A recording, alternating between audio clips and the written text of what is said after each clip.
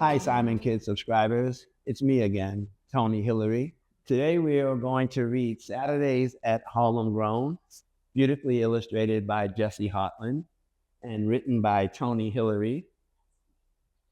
Thank you for tuning in.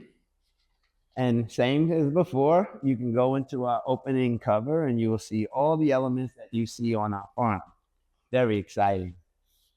So it's Saturdays at Harlem Grown, how one big idea transformed a neighborhood. Once in a big city called New York, in a bustling neighborhood called Harlem, there was a farm. And here's the farm that you see today, surrounded by all these apartment buildings.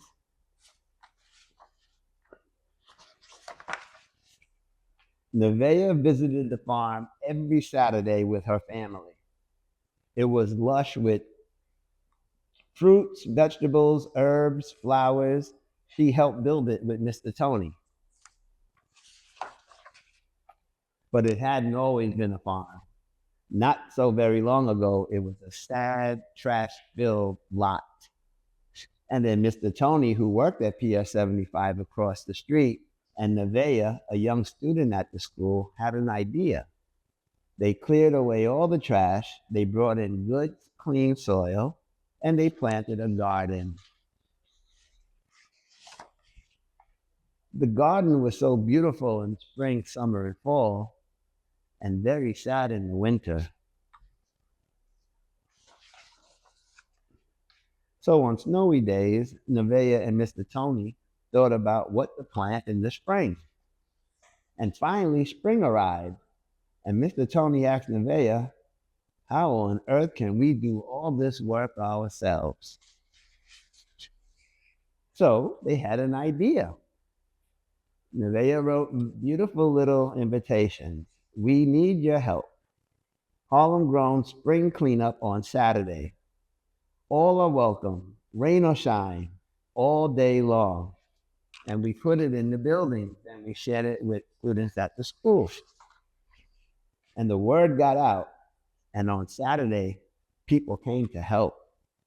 They pulled, they raked, they tilled, they dug, they fertilized, they planted.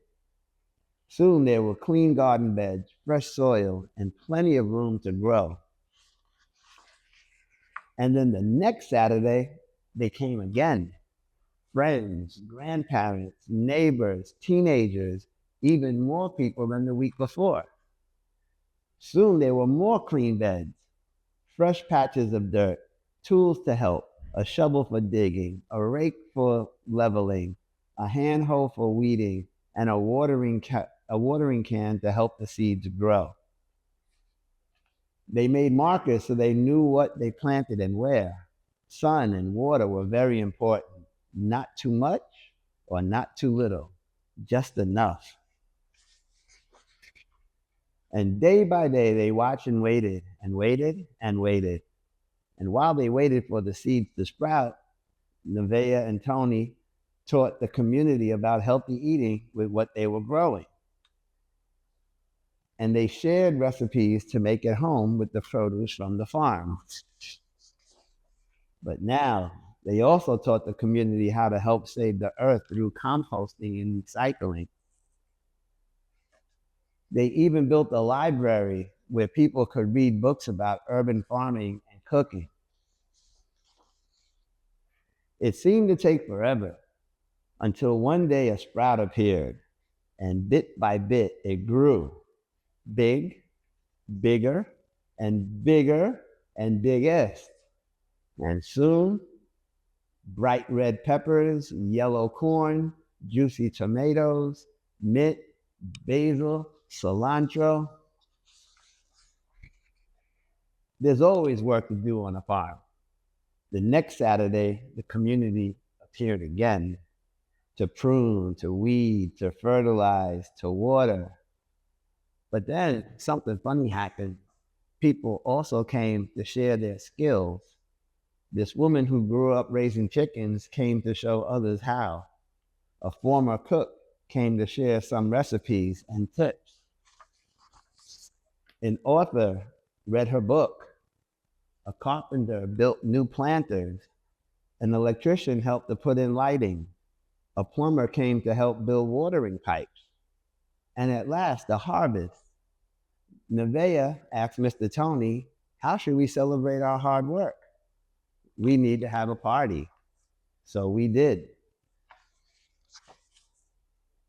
Finally, the day of the Harvest Festival. Harvest here at Harlem Grown. And this is my favorite part of the book. Thank you, Jesse. You open this up and you see so many activities going on. So on Saturday, the community came together again and they ate homegrown food. They looked at teeny tiny things under a microscope. They took home their fresh produce and flower arrangements. Let me show you this side. They learned new recipes and made new friends. And they made birdhouses, decorated apples, and said goodbye.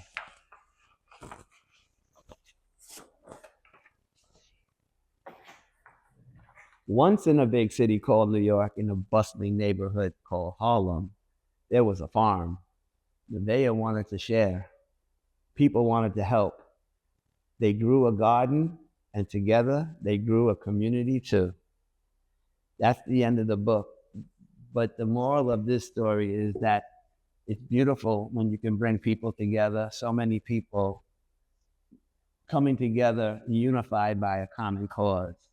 And for that, we're very grateful. And if you get a chance, please, if you're in New York, come by for a visit. Come by to say hello.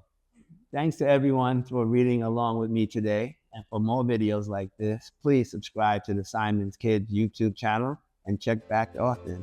Have a great day.